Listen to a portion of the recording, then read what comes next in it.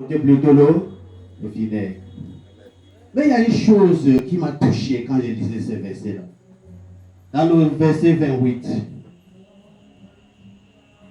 il dit que il savait bien que tout était accompli. Et Jésus savait bien que, étant sur la croix, étant déjà crucifié, même comme il n'était pas encore mort, tout était déjà accompli.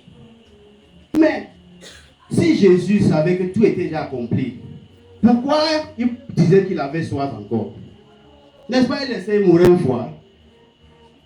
Alléluia. On se comprend un peu. Il savait que tout était déjà accompli, voilà le verset. Hein? Mais il dit qu'il a soif. Pourquoi? Il disait ça pour nous montrer à quel point le monde ici est méchant. Le monde est tellement méchant que Jésus-Christ a demandé de l'eau. On l'a plutôt donné le vinaigre. C'est comme ça aujourd'hui dans nos vies. Nous les chrétiens, nous les enfants de Dieu, censés les fils et les filles de Dieu, les hommes de Dieu. Nous autres aujourd'hui là, on se lève le matin. On commence peut-être une activité, un business. On veut que ça grandisse. On veut que ça devienne peut-être c'était une boutique. On veut que ça devienne un supermarché. Mais l'ennemi va te donner quoi? Hein? Il va venir pour faire tomber cette business. Amen. Amen.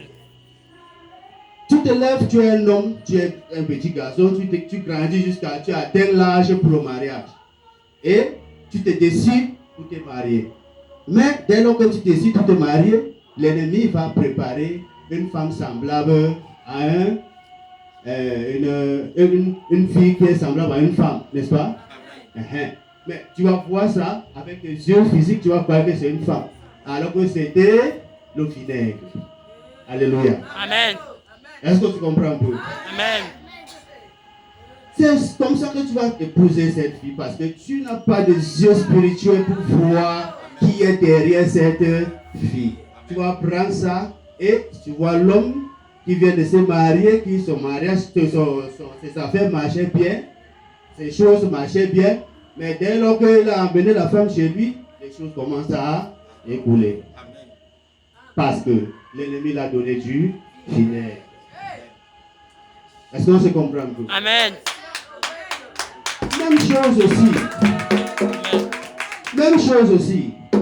Tu vois, il réussit même de se marier. Tout le monde aimerait avoir une famille. L'homme aimerait avoir sa femme, faire des enfants et tout. C'est bien à côté de lui, n'est-ce pas? Et la Bible nous dit quoi? Que les enfants sont les bénédictions de Dieu. Mais l'ennemi va plutôt venir faire quoi? Manipuler ses enfants. Au lieu que ses enfants deviennent les bénédictions de Dieu, ils deviennent quoi? Une malédiction. Le vinaigre est entré.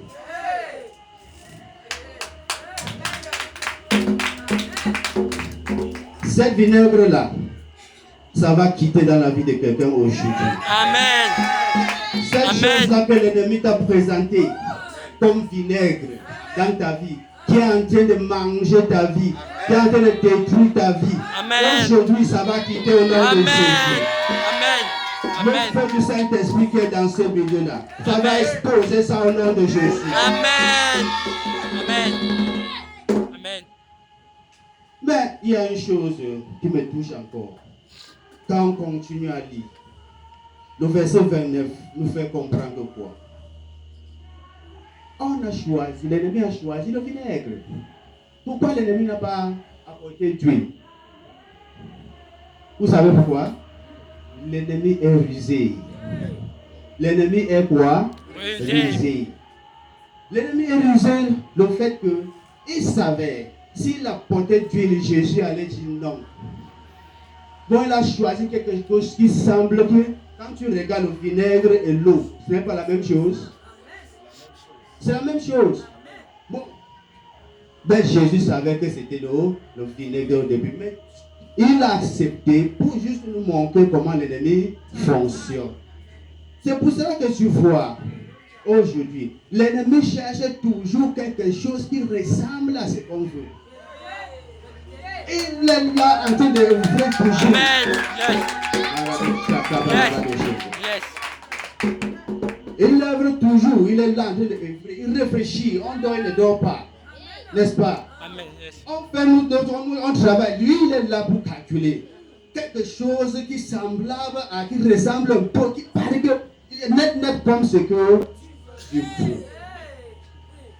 Tu veux voyager, l'ennemi te calcule. Tu veux les États-Unis, le plan de Dieu pour toi c'est les États-Unis. L'ennemi va t'envoyer où? En Australie, en te présentant le même ça. Alléluia. L'ennemi est rusé. C'est pour ça qu'il faut avoir l'esprit de discernement. Amen. Le discernement.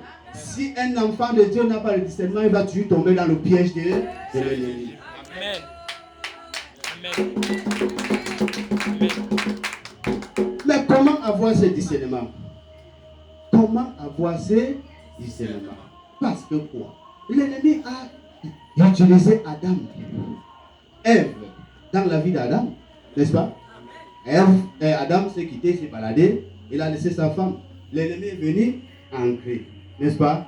Amen. Et quand Adam se présente maintenant, sa femme lui donne, il prend ça sans savoir que c'était le vinaigre, n'est-ce pas? Hein? Parce que Adam n'avait pas le discernement. Il lui manquait quoi? Le discernement. Bon, il a fait ça aussi avec qui?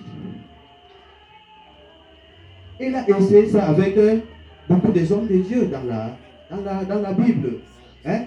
Il y en a ceux qui sont tombés, il y en a ceux qui ont discerné que ça c'est l'ennemi.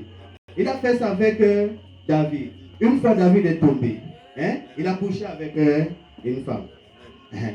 L'autre fois, il a fait ça. Il s'est présenté, il a présenté l'ennemi de David qui est Saül.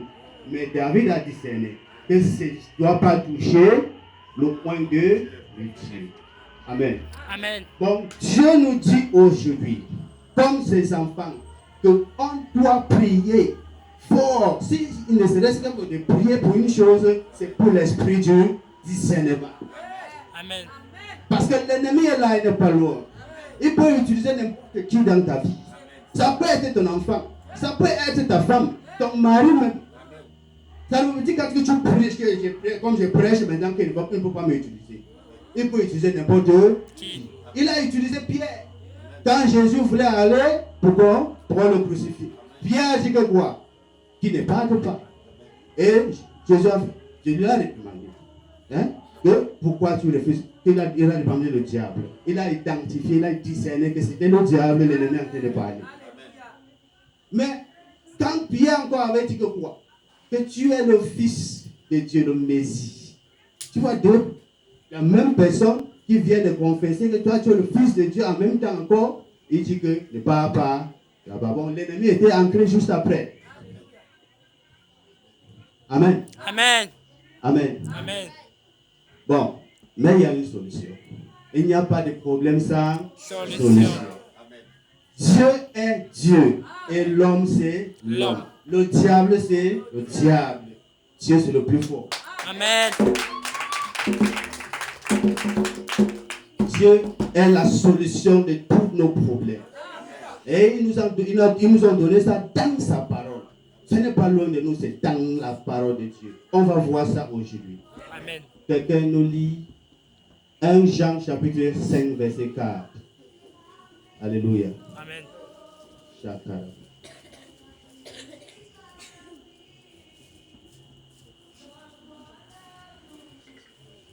Un Jean chapitre 5 verset 4.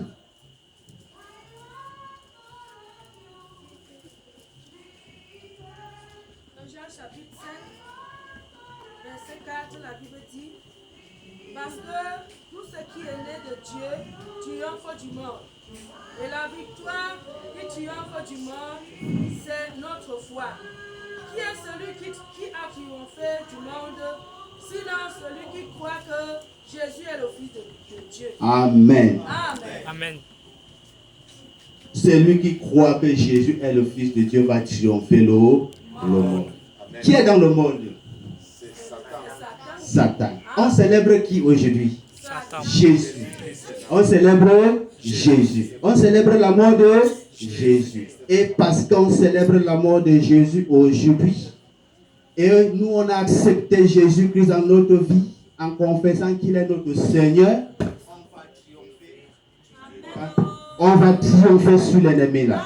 Amen. L'ennemi qui vient se présenter, Amen. il vient se présenter comme quelqu'un que il se cache toujours. Mais tu es là, peut-être tu dois avec lui dans le même lit. Mais Dieu nous dit que quoi? Si on croit à son Fils, si on croit à ce qu'il a accompli sur la croix, si on croit qu'il est mort pour nous, nous allons triompher sur l'ennemi. Amen. Amen. Hey, je suis pas excité quand vous criez Amen, hein, parce qu'il y a un feu fond de ça. Amen. Amen. Il y a un secret dans le corps du Christ. Dès lors qu'on rate ça, on peut crier Amen.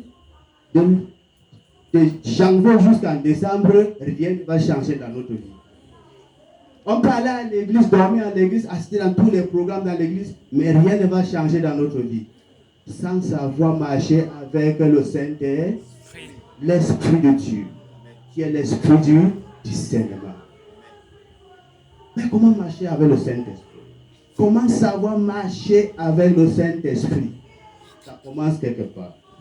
Il faut d'abord se soumettre à son autorité. Alléluia. Amen. Il faut d'abord se soumettre à son Autorité. autorité. Parce que lui, il est l'autorité dans la vie d'un enfant de Dieu. C'est pour cela que chaque fois que Jésus voulait refuser, chaque fois qu'il sentait mal pour aller sur la croix, il a dit toujours que Seigneur, par moi, que ta volonté soit faite. On sait que le Dieu que nous servons, c'est le trion Dieu. C'est trois en un. Le Père, le Fils, le Saint-Esprit. Alléluia. Quand Amen. on parle du Père, on parle de Fils. Jésus. Quand on parle du Père, on parle du Saint-Esprit. Alléluia. Bon, il rendait toujours grâce à ce Saint-Esprit qui est dans lui. Alléluia. Amen. Et il est mort, il est ressuscité. Nous, on a cru qu'il est mort, il est ressuscité. Nous, maintenant, on a reçu le Saint-Esprit. Révélation. Ça commence à venir. Amen. Quelqu'un ouvre tes oreilles attentivement et attrape ça pour la gloire de Dieu dans ta vie. Si Amen. tu rates ça maintenant, tu vas rater, tu vas marcher, tu vas faire tout, rien. Allez au Nigeria, voir Tibi Joshua, voir votre papa qui est là, il va vous enseigner la même chose, il va vous guider. Ne cherchez pas à aller quelque part, il est là, au nom de Jésus. Amen. Genèse chapitre 1. Genèse chapitre 1, et versets 1 à 2. Genèse 1,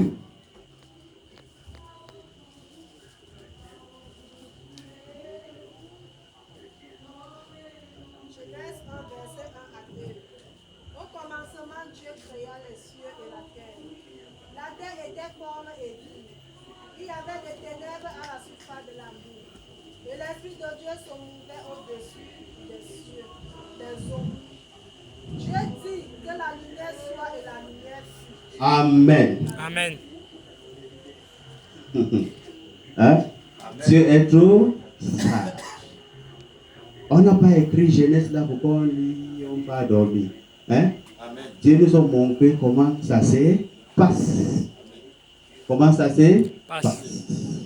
Ça s'est passé et comment ça se passe toujours. Amen. Ah, on est là. Jésus-Christ est mort pour nous. On fête sa mort. Demain, on va fêter sa résurrection. N'est-ce pas? Yes. Et pourquoi on gagne quoi dans tout ça? On gagne le Saint-Esprit. Parce qu'ils nous ont dit que quoi? Il est en train de partir, il ne va pas nous laisser. Il va envoyer quoi? Saint-Esprit. Saint-Esprit. Qui va nous conforter. Conforter de quoi? Conforter de quoi? Des problèmes de ce monde. Des tentations. Amen. Amen. C'est ça. Sans le Saint-Esprit dans nous, nous serons donc comme les gens du monde. Amen. Amen. Vous savez que quand ils traversent les problèmes, les situations, ils tombent, ils meurent. Quand ils traversent les épreuves, ça les tue. Quand ils traversent les épreuves, ça devient le désastre. Mais nous, avec le Saint-Esprit, quand on traverse les mêmes épreuves,